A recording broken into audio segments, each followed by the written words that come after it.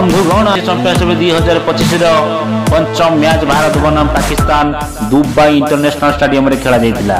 एही मैच बहुत रोमांचकर थिला। सबुठु रोमांचकर थिला विराट कोहली को शतक। आज्ञा हाँ दर्शक बंधु, विराट कोहली पुणी थरे शतक मारी पाकिस्तान विपक्ष रे एक जबरदस्त पारी खेली।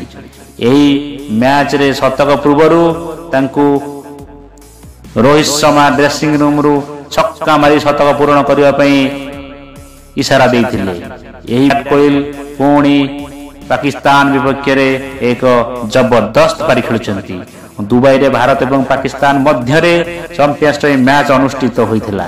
एही समय रे विराट कोहली को शतक एक तांको शतक पूर्व ड्रेसिंग रूम रु भारतीय अधिनायक रोहित शर्मा द्वारा पठा जाइथिबा वार्ता एबे भाइराल हेबारे लागिछि। विराट कोहली पुणी थे पाकिस्तान विरोध में निजर आभिमुख्य प्रदर्शन करिसेंती। से दुबई अनुष्ठित मैच रे 100 रन अपराजित इनिंग्स खेली टीम इंडिया को एक गुरुत्वपूर्ण विजय रे पहुंचाइछंती। किंतु यही मैच रे शतक हासिल करबा तांको पई टिके कष्ट साध्य मन हेउतिला। कारण जेतेबेले से 98 रन थिले सेतेबेले जितिबा भाई मात्र आ 2 रन आवश्यक थिला। कोहली 96 बैटिंग करुथिला बेले शतक पूर्ण करने को 4 रन स्कोर करने को पड़ता। या पर रोहित शर्मा हसी हसी 6 मारी शतक पूर्ण करने ड्रेसिंग रूम वार्ता देते। धारणा पर कोहली छक्का मारी पारि नथिले किंतु चौका मारिबा सह आश्चर्यजनक प्रतिक्रिया देते।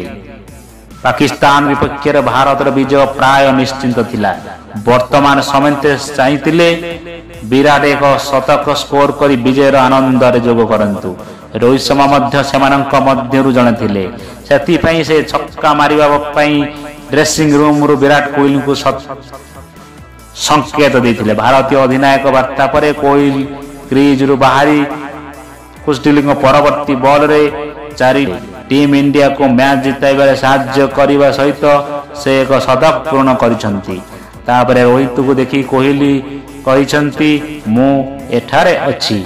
मैच पर रोहित शर्मा विराट कोहली को बहुत प्रशंसा करथिले। से कहिसंती देश पई खेलिबा को पसंद करंती। से सबु पले दल पई रहिबा को चाहंती एवं वर्ष वर्ष धरि से विशेषज्ञ थिबा कार्य करुथिबा चाहंती।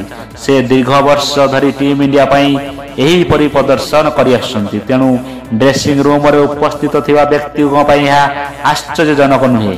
शेष पर्यंत उपस्थित रही मैच जितेबा पई भल थिला। एही मैच रे विराट कोहली निजर 51तम शतक पूर्ण हासिल करथिले। यह तांको कैरियर रो 82तम शतक थिला।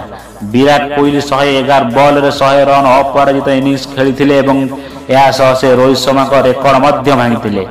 वास्तव में वर्तमान विराट कोहली भारतीय बैट्समैन होइछंती जे कि आईसीसी ओडीआई टूर्नामेंट रे पाकिस्तान विपक्ष सर्वाधिक रन करिछंती।